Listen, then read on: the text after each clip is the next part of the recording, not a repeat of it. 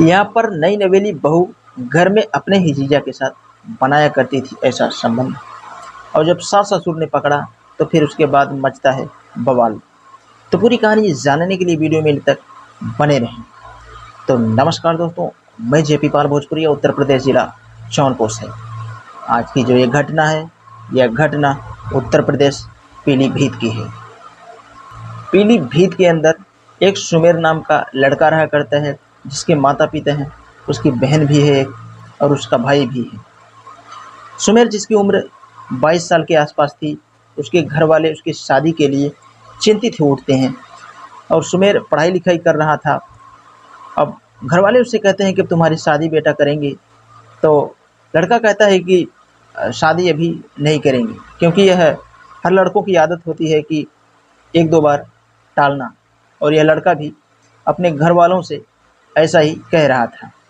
लेकिन घर वाले उसके लिए लड़की ढूंढना शुरू करते हैं। तभी उनको एक लड़की मिल जाती है, जिसका नाम था अंकिता, जो कि सुमेर से एक क्लास पीछे ही पढ़ रही थी। अब यहाँ पे क्या होता है, अंकिता की एक बड़ी बहन भी होती है, उसके माता पिता हैं। अंकिता के घर पे सुमेर के माँ बाप जाते हैं और अंकिता से सुमेर के लिए रिश्ता मांग लेते हैं। अंकिता के घर वाले शादी करना ही चाहते थे और वो भी हामी भर देते हैं। अब रिश्ता तय होता है। तय तारीख पर इन दोनों की बड़ी धूमधाम से शादी करवा दी जाती है, और शादी के बाद जो भी प्रक्रियाएं होती हैं सब की जाती हैं। उसके बाद अंकिता अपने पति के पास आती है और यहाँ पे आकर ससुराल में रहने लगती है। दोस्तों, धीरे धीरे समय यूं ही चल रहा था। 4 महीने बीत जाते हैं। 4 महीने तक कोई दिक्कत नहीं थी, लेकिन जैसे ही 4 महीना बीतता है, फिर उसके बाद में अब जो सुमेर के माता पिता होते हैं वो कहते हैं कि घर के अंदर एक नई बहू आई है, तो चलो इसको कहीं ना कहीं घुमा टहला दें। ऐसा होता है हिंदू रीति रिवाज में, जब शादी होती है तो कहीं मंदिर वगैरह पे घूमने जाते ही हैं, और इसको भी सेम कुछ ऐसा ही करने का प्लानिंग कर रहे थे। उसके बाद में फिर प्लानिंग के तहत सारे घर वाले एकत्रित हो करके और सीधा किसी धार्मिक स्थल पे जाते हैं। वहाँ जा कर के मंदिर में पूजा करते हैं। उसके बाद में अंकिता जो थी वो अचानक से इस तरह से गायब हो जाती है कि घर वालों को पता भी नहीं चलता, क्योंकि उसका प्लान कुछ पहले से ही चल रहा था कि हम मंदिर जाएंगे और वहाँ से ऐसा कांड करेंगे।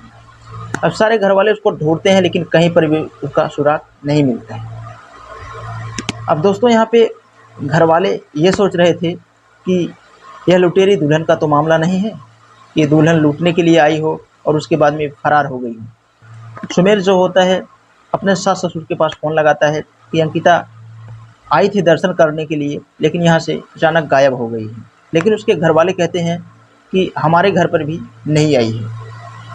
अब सुमेर और उसके घर वाले, अंकिता के जो माँ बाप थे, वो लोग भी परेशान थे, क्योंकि अब ये शादी के बीते हुए लगभग 4 ही महीना हुआ था, लेकिन इस तरह से कोई सोचा नहीं था जिस तरह से हो गया। फिर बाद में पता चलता है कि अंकिता जो है अपने जीजा जी के घर गई हुई है। और जैसे ही ये लोगों को पता चलता है तो लोग एकदम हैरान रह जाते हैं। अब यहाँ पर सुमेर और उसके घर वाले सीधा अंकिता को लेने के लिए जीजा के घर पहुँच जाते हैं। अब यहाँ पर वो कहते हैं कि तुम यहाँ पे क्यों आई, ये तो पूरा नाक कटा के रख दी, अचानक से तुम बगैर किसी से बताए हुए ऐसे कैसे आ गई। तो अंकिता भी शर्म के कारण कुछ भी नहीं बोलती है। उसके बाद में वह अपना सर नीचे कर लेती है। और अब यहाँ पे पता चल चुका था कि अंकिता का चक्कर उसके जीजा जी के साथ है, और सुमेर के घर वाले बात को घुमा करके अंकिता को उसके साथ ले जाने के लिए कह रहे थे। अब अंकिता के मायके वाले भी आते हैं, और उनको भी अपने बेटी की उम्मीदों पर भरोसा ही नहीं होता है कि उनकी बेटी उन लोगों के साथ में ऐसा कर जाए।